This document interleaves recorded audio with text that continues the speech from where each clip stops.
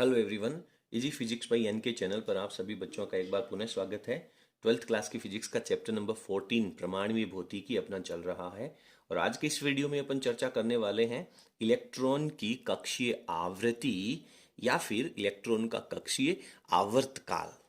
देखिए, पूरे डेरिवेशन में जाने से पहले मेरी थोड़ी सी इच्छा है कि मैं ये चेक करना चाहता हूँ कि क्या आप लोग आवृत्ति और आवर्तकाल को अच्छे से समझते हैं, क्या फील करते हैं क्या। आवृत्ति किसे कहते हैं? बच्चे कहते हैं, बच्चों ने डेफिनेशन, अच्छे जो इंटेलिजेंट बच्चे हैं उन्होंने डेफिनेशन रटी हुई होती है। सर, आवृत्ति का मतलब होता है किसी भी वस्तु के द्वारा एक सेकंड में लगाए गए चक्करों की संख्या या फिर कंपनों की संख्या, उसे अपन आवृत्ति कहते हैं। ठीक है। और आवर्तकाल क्या होगा? सर, एक चक्कर पूरा करने में लिया गया जो समय होता है उसे आवर्तकाल कहते हैं। आवर्तकाल तो टाइम होता है। ठीक है। तो इसका मात्रक तो सेकंड लगने वाला है। लेकिन सर, आवृत्ति जो होती है, कुछ बच्चे, अच्छे बच्चे जानते भी हैं कि सर आवृत्ति है वो आवर्तकाल के व्युत्क्रमानुपाती है। तो आवर्तकाल के व्युत्क्रमानुपाती होने का मतलब उसका टाइम 1/सेकंड मात्रक लग जाएगा, या फिर 1/सेकंड की जगह आवृत्ति को हर्ट्ज भी लिखा जाता है। बस मैं आपसे थोड़ा सा एक प्रश्न पूछना चाहता हूँ, चेक करना चाहता हूँ कि क्या आप इस आवृत्ति और आवर्तकाल को फील करते हैं क्या। आप मान करके चलिए कि आपके कमरे में एक फैन लगा हुआ है। आप जैसे ही उस फैन का स्विच ऑन करेंगे, चालू करेंगे, तो उस वो जो पंखा है वो धीरे धीरे घूमने लगेगा। पहले आप मुझे ये बता दीजिए कि उसका आवर्तकाल क्या हो रहा है। क्या उसका आवर्तकाल बढ़ रहा है या फिर उसका आवर्तकाल घट रहा है? बताइए। देखें, पंखा है वो आपने केवल स्टार्ट किया है, तो सर फैन जब स्टार्ट करेंगे तो धीरे धीरे वो स्पीड पकड़ना स्टार्ट करेगा, यानी जल्दी चलेगा, तेजी से चलेगा, यानी एक चक्कर पूरा करने में लिया गया समय धीरे धीरे कम हो जाएगा। यानी सर आवर्तकाल उसका घट रहा है, डिक्रीज हो रहा है, कम हो रहा है। ठीक है। आवृत्ति पे क्या प्रभाव पड़ेगा? सर, आवृत्ति का मतलब एक सेकंड में लगाए गए चक्रों की संख्या। पहले जब वो धीरे धीरे चल रहा है तो चक्कर कम लगेंगे, इसका मतलब तो आवृत्ति कम हो रही है। और धीरे धीरे जैसे जैसे वो तेज चलेगा तो लिया गया टाइम कम होगा, यानी अब एक सेकंड में ज्यादा राउंड लगा पाएगा। यानी सर, फैन को ऑन करते समय उसकी फ्रीक्वेंसी बढ़ेगी। ठीक है। और सेम सिचुएशन में अगर आपसे मैं ये क्वेश्चन पूछूं कि फैन अपनी स्पीड में चलने लग गया, अच्छे से चलने लग गया, और आपने फैन का स्विच ऑफ कर दिया, तो ऑफ करने पर उसके आवर्तकाल पे और आवृत्ति पे क्या प्रभाव पड़ेगा? इसका आंसर है वो आप हमें कमेंट सेक्शन में जरूर लिखिएगा। तो यदि आपको आवर्तकाल और आवृत्ति अच्छे से समझ में आ गया है तो अब अपन इस डेरिवेशन को कर सकते हैं। प्रश्न कह रहा है कि सर इलेक्ट्रॉन की आवृत्ति कितनी होगी या आवर्तकाल कितना होगा। एक काम कर लेते हैं, यदि अपन मान लीजिए आवर्तकाल में आप लोगों को निकाल के दे दूं, तो आप जानते हैं कि सर आवृत्ति जो होती है वो तो आवर्तकाल का अपोजिट होती है, 1/आवर्तकाल ही तो होता है। यानी आवृत्ति का जो रिलेशन होता है, आवृत्ति जो है that is proportional to 1/आवर्तकाल।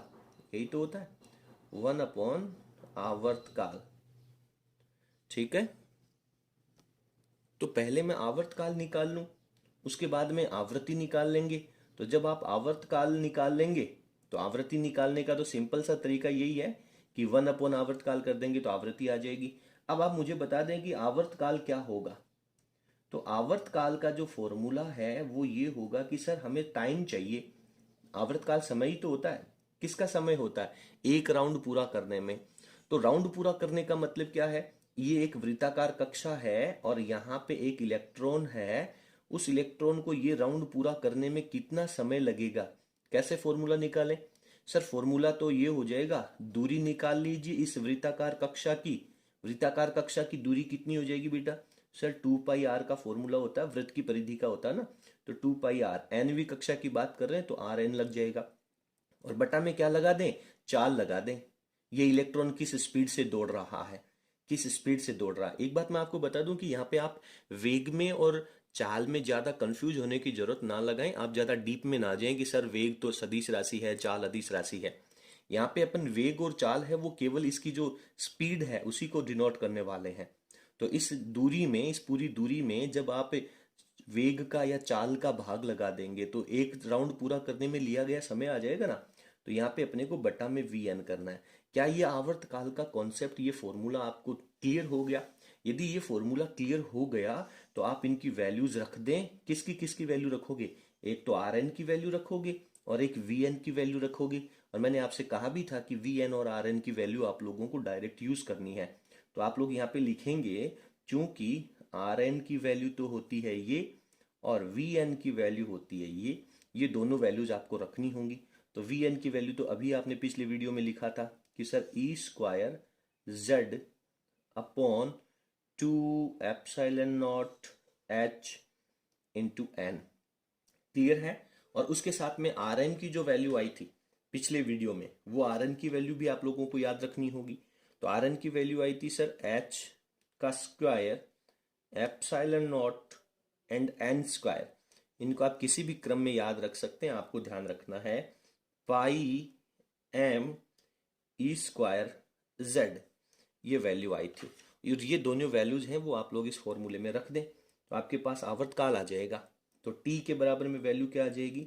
T के बराबर में वैल्यू आ जाएगी 2 पाई रखनी है, ऊपर आर एन का मान रखना है यानी H square epsilon not an square, और अपॉन में हो जाएगा पाई एम ई स्क्वायर जेड।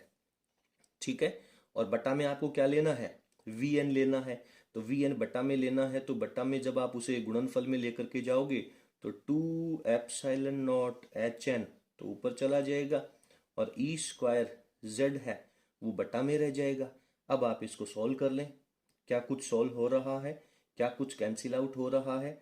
अगर कैंसिल आउट हो रहा है तो बढ़िया, अदरवाइज तो सीधा लगाना पड़ेगा। सर पाई ने पाई को काट दिया। हाँ, पाई ने पाई को काट दिया। अब तो क्लियर हो जाएगा ना? तो रिजल्ट लिख दूं मैं डायरेक्ट? टी का आवर्तकाल का फॉर्मूला लिख दूं? तो आवर्तकाल का फॉर्मूला हो जाएगा 2 को 2 से मल्टीप्लाई किया गया 4, एप्सिलॉन नॉट मल्टीप्लाई होकर के आ गया epsilon not square, H square और एच मल्टीप्लाई होकर के हो गया सर एच क्यूब, और एन स्क्वायर और एन मल्टीप्लाई होकर के बन गया एन क्यूब। ठीक है? बटा में चल लीजिए, एम तो सिर्फ इसमें एक ही है, ई स्क्वायर और ई स्क्वायर मल्टीप्लाई होकर के हो गया E four, Z and Z multiply होकर के हो गया जेड स्क्वायर। तो ये आपके पास आवर्तकाल का फॉर्मूला हो गया। ठीक है? ओके। अब आप क्या लिख सकते हैं? जब आवृत्ति की बात करेंगे तो इसको उलट दीजिए, तो ये एम ई की पावर 4 जेड स्क्वायर चला जाएगा ऊपर, 4 epsilon not square H cube N cube ये चला जाएगा नीचे। तो ये आवृत्ति का कॉन्सेप्ट हो गया।